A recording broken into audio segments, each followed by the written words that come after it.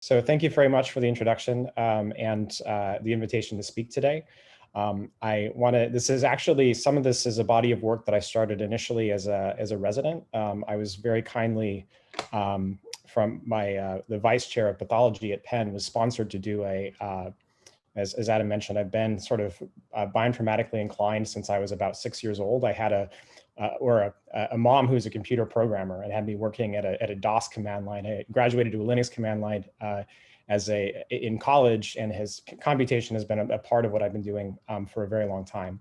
So although I trained in genomics, as I did clinical training in pathology, I looked for opportunities essentially to see about bringing bioinformatic approaches into both some of our clinical workflows and also thinking into the research domain as well.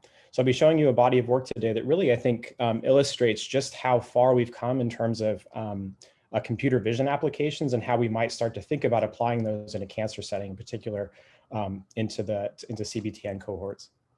So just as a sort of a clinician's view of what we mean by looking at immune infiltration in tumors, this is a very traditional view that a clinician might see in terms of looking. This is a combined immunohistochemistry stain for CD3 and CD20, looking at B cell and T cell infiltration. This is looking at a breast cancer tumor, and you can see that there's at the infiltrating margin of the tumor, there's an appreciable immune cell infiltrate.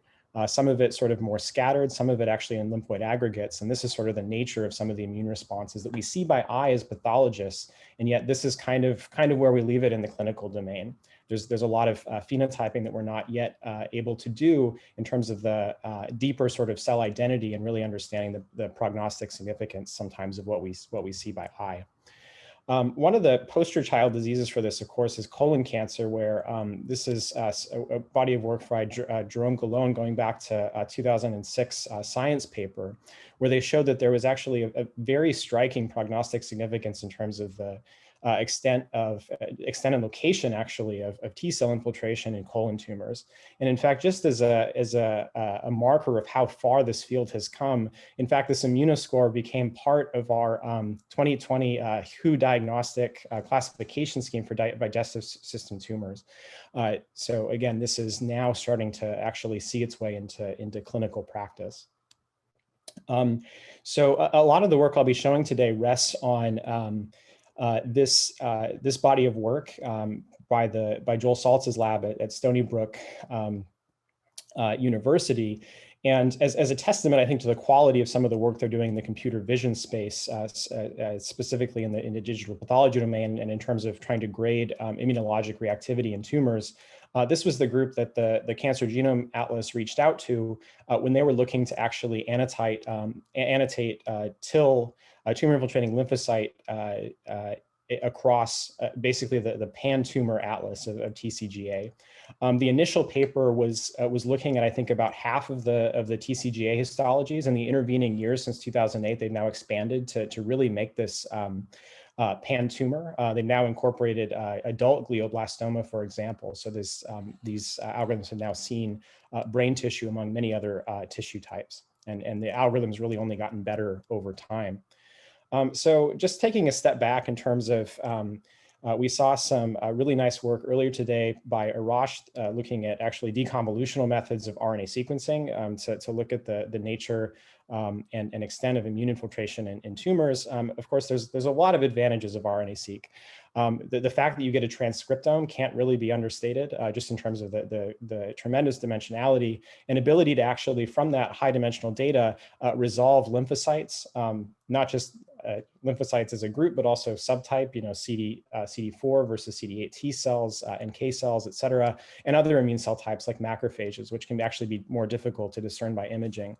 And then, of course, it's also possible from a bulk tumor sample, and increasingly with single cell technologies, to actually deconvolve tumor intrinsic and immune intrinsic signatures, recognizing it's a heterogeneous cell population. But of course, there are disadvantages to RNA-seq. Certainly, the deconvolutional approaches are not perfect, require extensive tuning and validation. Spatial information is lost, at least in bulk tumor analyses, although actually spatial sequencing technologies are now trying to address some of these issues. Unfortunately, it's for a lot of NGS technologies. They're best performed on non-fixed tissues, which limits their application to archival clinical samples. And frankly, RNA sequencing is relatively expensive and really hasn't translated into clinical practice yet. There's relatively few applications of that in the clinical domain. Whereas on the other hand, you have H&E imaging, which has literally been part of pathology for over 100 years. This is a very old technology, dirt cheap, and is actually ubiquitously collected as part of routine clinical care. Lymphocytes can readily be detected by eye, and by its nature, when you're looking at an image, it's inherently spatially resolved. Of course, the disadvantages might be obvious here. It's two-channel, hematoxylin and eosin. Hematoxylin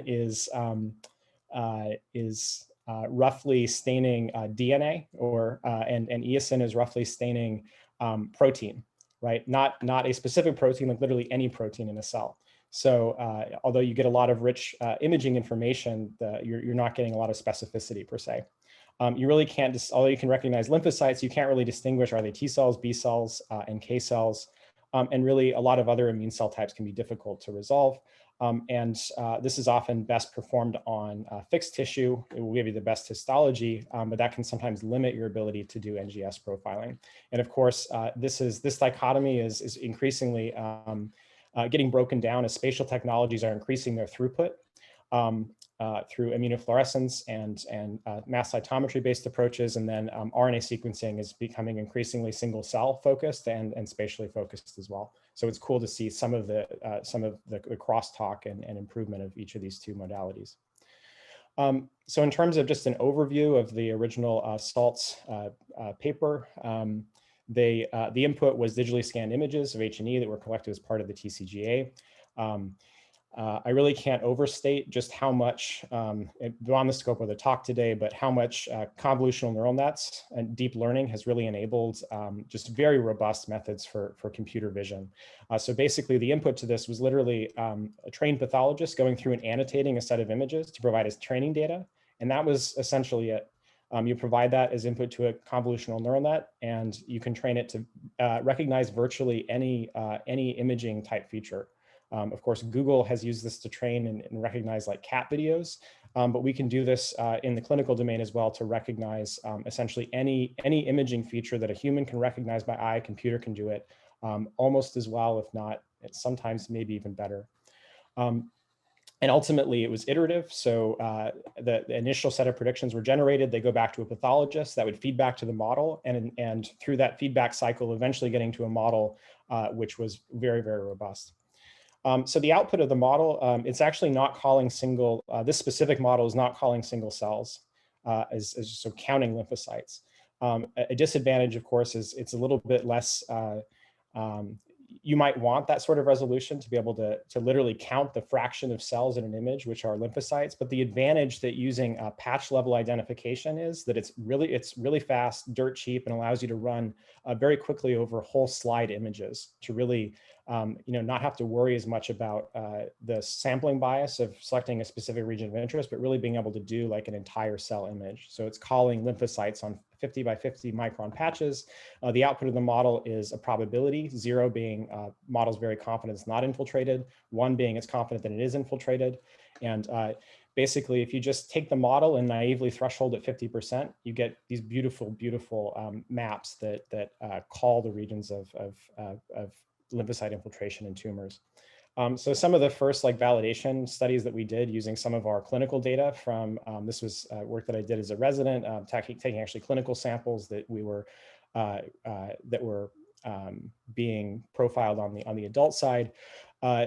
One thing we could actually, TIL model is a bit of a misnomer because it just recognizing lymphocytes. So if you take, this was a pair normal sample, run it on a normal colon, this was a great validation because it showed that the lymphocyte positivity was primarily showing up in the epithelial layer, in the lamina propria of the colon, also sometimes scattered and sometimes in lymphoid aggregates as you'd expect. And the subepithelial layers are really mostly devoid of lymphocytes as you'd expect. So really nice to see that the internal positive and negative controls here in normal tissue were matching our expectation. But the thing that really really impressed me as I was trying some of these models on our data was the fact that it didn't matter what tumor type we threw at the model. We tried prostate, breast, colon, pancreas. These were images that were acquired, were stained in a different histology lab than the TCGA, were scanned at different resolutions, and representing different histologic types. It didn't matter. The quality of the image output or of the model output was really independent of many of those technical factors. The pancreatic, and you can appreciate too that there's just a tremendous variability in terms of the types, not just quantitatively, but also qualitatively, the types of infiltration that you're seeing in these tumors.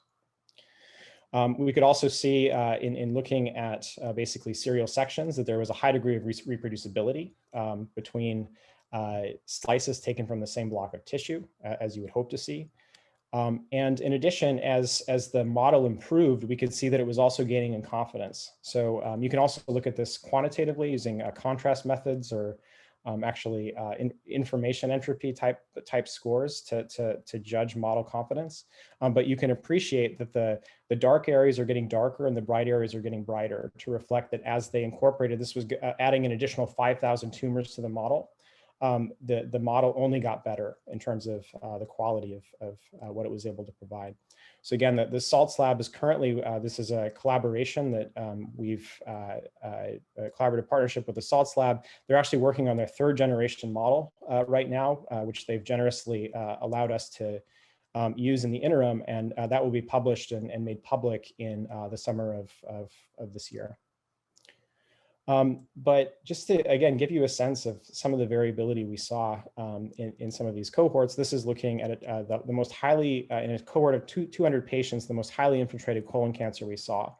But you can appreciate it's mostly a stromal pattern of infiltration. So anything in black, basically, this was a very tumor dense region with glands, tumor glands here with infiltrating lymphocytes within the stroma.